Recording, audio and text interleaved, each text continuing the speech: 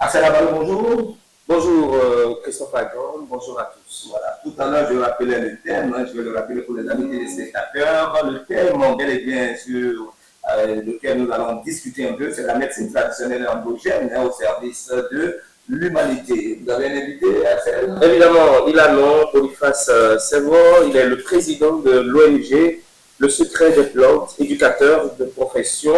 Il est donc le deuxième vice-président de FEPD Afrique. Monsieur Boniface, bonjour. Bonjour. Et merci d'avoir accepté notre invitation sur ce plateau. Merci à vous aussi. Avec vous, nous allons discuter un peu de ce thème du jour. Christophe a su le rappeler tout à l'heure, c'est bien sûr la médecine traditionnelle et endogène au service de l'humanité. Qu'est-ce qu'on peut déjà comprendre par là? Merci à vous, merci de m'avoir invité sur votre plateau. Et je voudrais dire tout simplement que la médecine traditionnelle, comme on le dit, c'est une pharmacie traditionnelle qu'à notre niveau, on l'explique de cette manière-là. Et qui dit médecine traditionnelle, c'est une science qui a pour but le traitement et la prévention des maladies. Quelle que soit la nature de cette maladie, ça peut être endogène ou, donc, de manière très simple. Merci. Alors, de façon beaucoup plus approfondie, on parle de médecine traditionnelle et endogène. Traditionnelle est à part, endogène est à part. Comment est-ce que vous arrivez à faire le jumelage? Très bien, et c'est deux choses différentes. Très bien, et c'est deux choses différentes. Quand on parle de médecine traditionnelle, là, ça a plusieurs facteurs. On va dans les plantes. Et quand on parle de médecine, les endogènes, les facteurs endogènes, là, nous parlons aussi, en quelque sens, comme on dit dans notre jargon, les points dominants. Ce qui est en rapport avec la racine, c'est-à-dire que nos coutumes. Est-ce que vous voyez? Donc, il y a une petite différence entre les deux. Il faut tout faire pour éclairer la lanterne des populations. Oui. Alors, maintenant, dites-nous, comment est-ce que vous arrivez à jumeler la médecine traditionnelle endogène à celle moderne? Comment est-ce que vous vous en sortez? C'est quand nous avons des patients souffrant d'une maladie qui viennent nous voir et c'est comme vous allez à l'hôpital et le docteur vous reçoit, vous savez qu'il va vous consulter. Il vous consulte, il vous dit maintenant voilà ce qui se passe et nous allons faire des analyses. C'est un peu pareil chez nous aussi. Donc vous faites des consultations? On fait des consultations. Il faut consulter le phare et demander qu'est-ce qui se passe, voir la personne. Quand vous le voyez physiquement déjà pour savoir de quelle maladie il souffre. Et il faut aller loin en lui posant des questions pour savoir vraiment si c'est ce que vous envisagez de lui. Alors donc, c'est sur cette base-là que nous arrivons à généraliser les deux et savoir de cette maladie que la personne souffre, c'est peut-être traditionnel, on peut mettre les plantes. Et de l'autre côté, peut-être que c'est des choses dans sa famille, la sorcellerie, comme on le dit, et comme on le dit, les facteurs de, comment dirais-je, le révérend, ainsi de suite, comme on le dit en fond, le clitor qui est derrière lui, ainsi de suite. Donc, il faut associer et trouver maintenant une recette de remède par rapport à sa situation pour l'aider. Alors, est-ce qu'il vous arrive des fois que les deux étapes vous échappent? C'est-à-dire que le côté traditionnel, vous n'arrivez pas à décompter la situation, le côté endogène également, dans ces gens, est-ce que cela vous arrive comme ça? Alors, quand ça arrive, comment est-ce que vous vous en sortez? Là, il faut aller faire les sachants du domaine qui sont plus doués dans le domaine. Parce que c'est vrai, à un moment donné, vous allez, parce qu'il s'agit là des médicaments, il faut mettre pour pouvoir traiter le patient qui est venu vers vous. Là, vous mettez tout à sa disposition. Vous constatez que malgré vos efforts, rien n'a changé pratiquement. Il revient, c'est la même chose. Alors, il faut aller maintenant voir les personnes les plus aguerries dans ce domaine-là, c'est-à-dire, je vais parler des sachants, qui sont vraiment authentiques pour pouvoir essayer de voir qu'est-ce qui se passe réellement. Est-ce qu'il peut arriver des moments où le docteur, c'est-à-dire je veux parler de la médecine moderne, recommande que le patient se retourne vers le médecin traditionnaliste? Dans ce cas-là, c'est quand il s'agit des envoûtements. Des envoûtements, et vous voyez la personne là, elle est souffrante. Il va à l'hôpital, le docteur traitant fait des analyses, on ne trouve rien dans son organisme qui peut être un facteur qui le dérange. Là, on le retourne vers nous. Et quand il vient vers nous, à notre retour, on consulte. Qu'est-ce qui se passe réellement? C'est là on va dans le domaine de phare.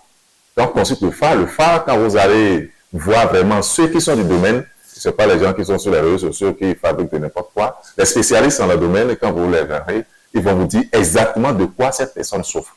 Et à la base de ça, on arrive à aider le patient qui est venu vers nous. Parce que après tout ce qu'il a eu à faire, les consultations, le traitement, tout, au niveau de la médecine moderne, ça n'a pas pu. Alors, il faut venir maintenant au niveau de la médecine traditionnelle pour voir est-ce qu'on peut trouver une solution et des fois, ça marche.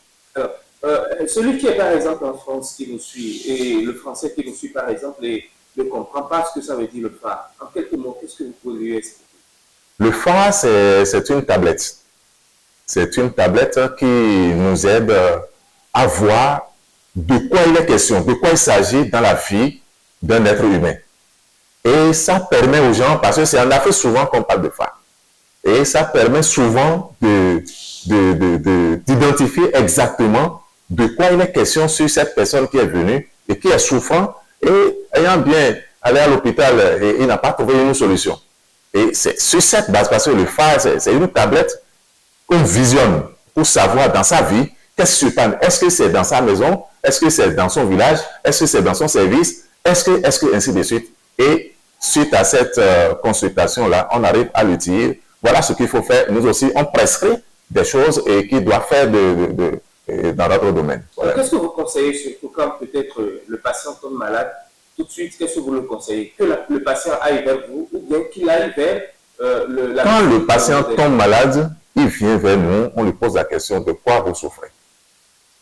Il dit, c'est mots. Il dit que mot de ventre, je n'arrive pas à dormir, la nuit je ne dors pas en bâtiment. À un moment donné où il dit des choses, vous avez dit, est-ce que vous êtes parti à l'hôpital? Est-ce que vous êtes parti à l'hôpital pour faire des analyses, pour voir ce qui se passe? Des fois, ils disent non. Des fois, d'autres disent oui.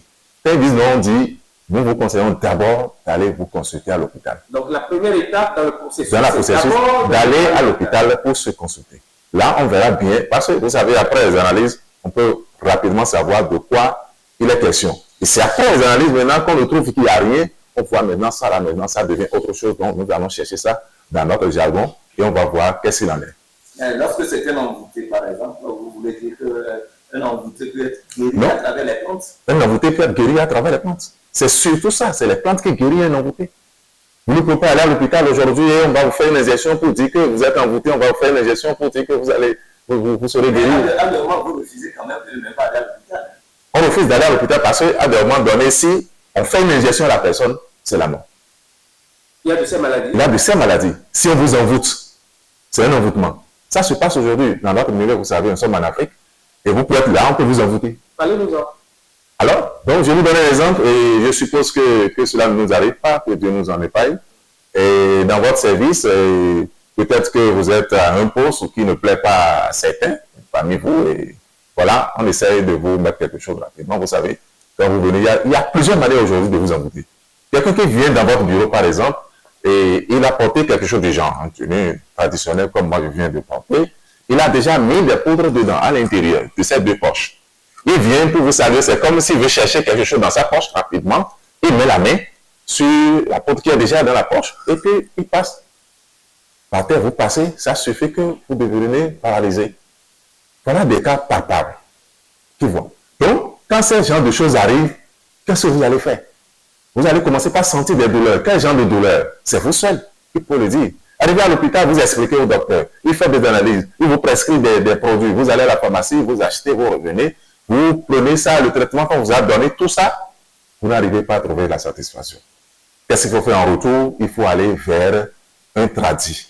Et quand on dit un tradit, un praticien, c'est-à-dire quelqu'un qui est du domaine de la médecine traditionnelle, il faut d'abord, quelle est la qualification de cette personne? Il ne faut pas se lever seulement parce que vous avez appris que celui-là, il est un guérisseur traditionnel. Il faut aller vers lui. Il est guérisseur traditionnel. Qu'est-ce qu'il fait? Quelle est sa qualification? Est-ce que celui-là, il est reconnu par l'État? Est-ce qu'il est assermenté par un diplôme qui lui permet de vous recevoir et faire des consultations? Parce que votre vie est dans sa main. Quand on parle des produits traditionnels aussi, il faut savoir que c'est des choses que vous allez consommer, c'est des choses que vous allez boire. On ne peut pas faire l'association de certaines plantes. Or, ce n'est pas bon pour votre santé et celui-là, parce que peut-être il aurait vu quelque part ou bien il aurait entendu quand on associe telle plante, ça donne ceci et ça peut guérir telle chose.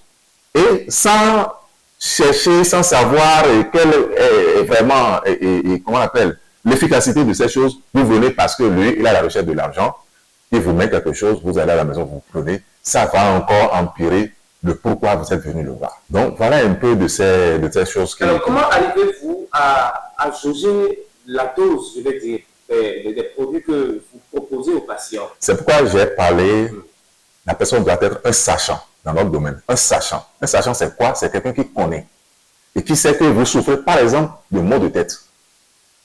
Je donne un exemple très rapidement. Quelqu'un qui souffre de maux de tête et il vient, le sachant peut lui dire, voilà ce que nous allons faire. Il donne rapidement, il précise quelque chose de très simple. Il dit, vous allez acheter de la cassade d'hier. Il vous faut du sang d'hier. Vous achetez du sel. Et vous allez ensemble faire le mélange. Et on vous rase la tête, on passe tout sur votre tête. Et on attache la tête. Et que quelques minutes après, vous allez constater que le mot de tête, qu'on appelle communément dans notre jargon agbota, que ça va complètement disparaître. Vous n'aurez plus ce mot. Quelqu'un qui aurait appris ça, et lui, peut-être qu'il a vu l'image, il ne sait pas que c'est le sang, et puis il allait chercher la farine de maïs. Ou bien il allait chercher du lait, je ne sais pas quoi, et il fait le mélange avec de la cassave. Vous croyez que ça va donner le même résultat avec le sachant? Voilà un peu de ces cas. Et on fait des... C'est quand on demande, on conseille aux gens, quand vous venez, on dit, attention, vous devez aller voir quelqu'un qui est du domaine. Justement, parlons de ça. Vous soulevez le problème de la formation des brebis galeuses, excusez un peu le thème, oui. Qui sont parmi vous. Vous êtes deuxième vice-président d'une grande association. Qu'est-ce que vous faites au sein de votre association? Vous vous épargnez, vous écartez complètement, sinon vous sortez carrément dans ces brebis galeuses de vos rangs. Je crois que... Sur TikTok, on les voit aujourd'hui sur les réseaux sociaux. Effectivement. Ils sont beaucoup présents. Attention, parmi eux, il y a aussi de bons tradithérapeutes. Oui. Maintenant, comment est-ce que vous arrivez à faire le dispatch? Vous savez, cette histoire, je crois que le gouvernement est en train de faire de grandes choses par rapport à ça. Sinon, ce sont ces personnes qui rendent souvent malades notre population. Vous voyez sur les réseaux sociaux, sur Facebook, TikTok, surtout sur TikTok, vous allez voir quelqu'un qui attache sa tête, il suffit qu'il se dit qu'il est Mounon, qu'il est praticien, qu'il est ceci, et il a un document. Vous savez, il y a assez de documents aujourd'hui. Vous-même qui êtes là, vous pouvez vous programmer, qu'on appelle un sachant, un guérisseur, parce que vous avez un document qui déjà a des recettes dedans. Vous vous menez à donner. Vous enfermez dans votre chambre seulement, il suffit de lire, bien de comprendre certaines choses. Vous prenez votre portable aujourd'hui, vous lancez, vous envoyez ça sur la toile. Et quand vous envoyez ça sur la toile, les gens sont intéressés, croyant que effectivement, ce que vous avez dit, vous avez la vraie solution, vous avez le vrai remède.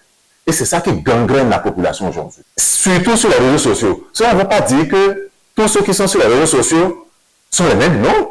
Il y a des gens qui sont assermentés, qui sont qualifiés. Est-ce que vous voyez? Et ces personnes, quand vous les entendez donner une recette, vous verrez que voilà ça là, c'est du réel. Mais par contre, d'autres, quand ils vous donnent des recettes, ils disent, je ne veux pas donner la suite. Si vous voulez la suite, appelez-moi. Vous avez la volonté de donner quelque chose, vous allez donner ça à bout. Et quand vous donnez, il y a des sachants parmi nous. Ce que vous donnez comme recette, il y a des gens peut-être qui ont déjà traité des gens avec. Vous me dites maintenant, je veux guérir quelqu'un qui souffre par exemple de diabète. Est-ce que vous voyez? Et vous commencez par donner une recette ou les ingrédients par rapport à quelqu'un, un professionnel, que lui, sa spécialité, c'est de guérir les gens qui souffrent de diabète. Vous donnez, par exemple, des recettes qui ne cadrent pas du tout. Celui-là va dire, voilà, on se connaît. Comme on le dit dans l'autre côté, on se connaît. Vous connaissez. On se connaît. Mais dans votre présentation tout à l'heure, lorsque je vous ai présenté votre nom, je n'ai pas entendu de date ni de Bounongan. Ça ne vous plaît pas ce titre-là? C'est vrai que je ne vais pas dire, nous avons une ONG qu'on appelle le Secret des plantes, qu'on est un peu partout dans ce Bénin. Et dans cette ONG, comme je l'ai dit tout à l'heure, nous avons assez de sachants. Et quand on dit sachants, c'est un groupe de têtes couronnées. Vous aurez les Mounongans, les féticheurs, vous avez les, comment on appelle, les gens du Sakpata, vous avez les Gambada, vous avez ainsi de suite. Ils sont dedans. C'est la plus tradition. C'est la plus tradition. Et quand il y a un souci de santé, tous ceux qui sont dans notre ONG, le Secret des plantes, sont qualifiés. Ils ont des diplômes assermentés par l'État. C'est pourquoi on ne met pas n'importe qui dedans. Quand vous venez et qu'on voit que vous êtes un sachant vraiment arrivé, on a fait les enquêtes, vraiment, on a vu que vous avez des diplômes requis dans le domaine. Il suffit de faire une expérience avec vous avant de vous mettre et qu'on appelle dans notre forum, qu'on commence par donner des recettes, vous devez guérir au moins un truc. Et que ces personnes vont venir témoigner pour dire, voilà la personne que vous avez envoyée. Parce qu'on ne peut pas former. On peut aussi simuler, on voit aussi des simulations, on est aussi avec les gens. Non, on va parler de ce pour cesser le problème. Mais on voit aussi également, on sait aussi qu'il y a des simulations. Nous sommes du domaine de la presse. Parfois, on nous demande de venir filmer des choses. Je ne peux pas appeler le nom de quelqu'un ici. Mais on voit qu'il y a des simulations qui se font. Quelles preuves avez-vous? On peut même sortir de fausses preuves, si vous le permettez ainsi. Vous prouvez que telle personne, elle est bien dans le domaine, alors c'est tout autre chose. Vous savez, et merci pour votre question, c'est très bien, ça se passe ainsi, comme vous venez de le dire. Et dans notre ONG, nous avons des personnes responsables, surtout côté justice. En tout cas, c'est dit, ça a rassemblé beaucoup de personnalités. Si bien que, si vous vous regardez, juste pour faire plaisir aux gens, nous sommes ONG, nous guérissons et nous voulons. Notre objectif principal, ce n'est pas l'argent. Vous allez nous dire que si ce n'est pas l'argent, c'est quoi? Mais c'est la santé de la population. J'ai donné par exemple un collègue, un sachant avant-hier qui m'a appelé pour dire, je viens de recevoir un patient et que le traitement que je devrais faire, ça doit coûter quelque chose de 30 000. Mais il me dit qu'il n'a que 7 000. J'ai dit, est-ce que vous avez le produit pour l'aider? Ce que nous voulons, c'est quoi? Si vous avez le produit, vous pouvez aider ce patient. Et s'il est guéri, c'est lui qui va faire votre publicité. C'est lui qui va vous valoriser pour dire voilà.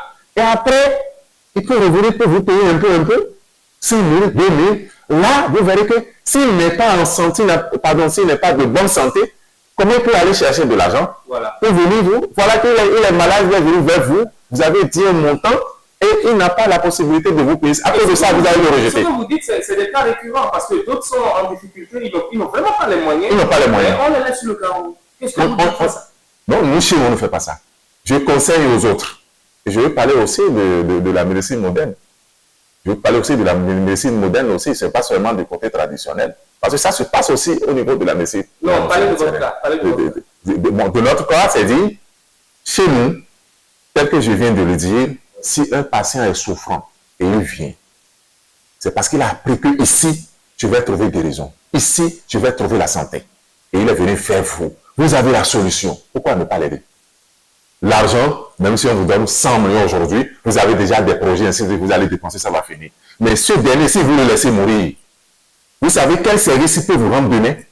Mais pourquoi brandissent-ils parfois les arguments comme quoi il faut acheter ci, il faut acheter ça, il faut faire ci, il faut faire ça, et que lui n'a pas les moyens? Dans ce cas, il se voit dans l'incapacité de faire le travail. Il se voit dans l'incapacité. Vous parlez de sachant qui demande, il fait une prescription et fait ces choses-là. Oui.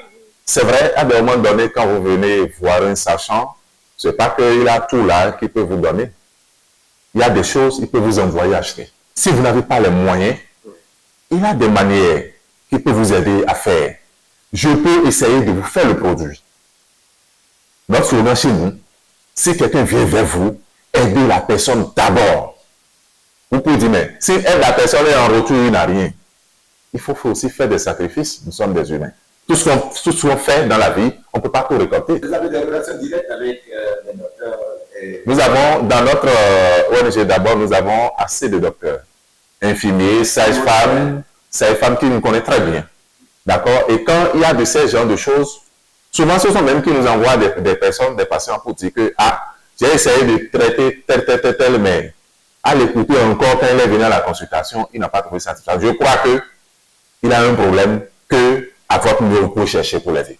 Axel Abalo, nous n'avons pas le laisser partir sans avoir une petite recette pour les amis téléspectateurs. Très bien, et vous savez aujourd'hui, quand vous allez dans les hôpitaux, et vous avez des femmes, bien sûr. Et quand vous avez des femmes, vous allez enceinter votre femme, vous allez avoir des enfants.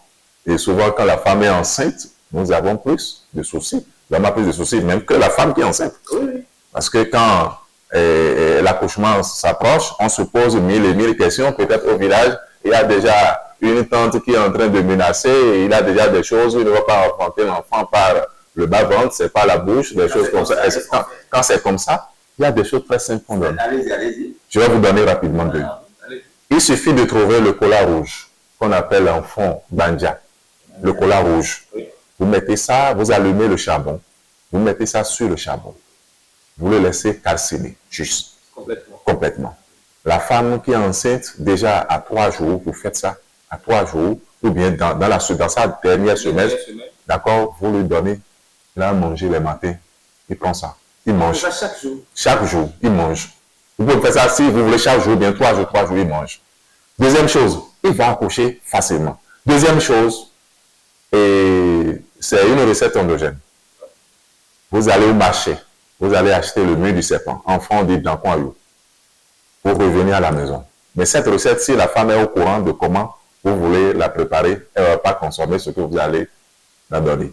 C'est quoi? Quand vous achetez le mûr du serpent, vous revenez à la maison, il suffit d'aller acheter aussi un œuf, et comment on appelle, traditionnel. C'est-à-dire de nos poulets de maison qu'on vend au marché, c'est 200, 300 ou plus. Vous achetez un. Quand vous venez à la maison, vous allez mettre ça dans la bouche du serpent, c'est-à-dire le mûr du serpent, vous mettez ça dedans, vous enroulez. Ça ne va pas rentrer, il suffit que vous mettez un peu, ça rentre un peu, vous enroulez le tout. Vous mettez ça dans une petite casserole, vous allez mettre dans la douche, vous allez uriner. C'est avec votre urine que vous allez préparer l'œuf. Et quand vous préparez l'œuf, vous allez enlever la coquille et c'est peut-être dans un bol ou dans un sachet, arriver à l'hôpital, vous la remettez de manger. Elle met ça, ce n'est pas qu'elle va prendre et couper. Elle met directement, parce que l'œuf de poule de maison, c'est pas c'est gros. Elle met ça dans la bouche et elle mâche. Je vous jure, jusqu'à preuve du contraire, dans les heures à suivre, elle va accoucher, sans difficulté aucune. Merci beaucoup, monsieur Boniface. C'est moi. C'est bon, je rappelle, vous êtes le président de l'ONG Le Secret des Plantes, vous êtes également éducateur de profession, vous êtes le deuxième vice-président de FEPD Afrique. Ça veut dire quoi, FEPD Afrique? C'est une organisation internationale dirigée par le président Nestor Bonomaligbe. Nestor Bonomaligbe. Et nous sommes là pour intervenir pour tout problème en Afrique, en particulier là où il y a la guerre et ainsi de suite. Donc, on fait des voyages pour aller intervenir dans ces pays-là, pour amener la paix. Notre rôle principal, c'est amener la communauté à s'entendre, à faire la paix entre eux. Nous aurons le temps d'inviter Nestor Bonomaligbe sur le plateau, qui viendra donc de ces jours nous parler mieux de cette organisation. Alors, si on doit vous contacter très rapidement, parce que là, il est là. Oui, je suis sur le 62 33 82 86. D'accord. Merci beaucoup. Merci beaucoup, M. Boniface. C'est moi. Merci beaucoup, M. Boniface. Merci, Axel Avalo. Tout de suite, la rubrique découverte.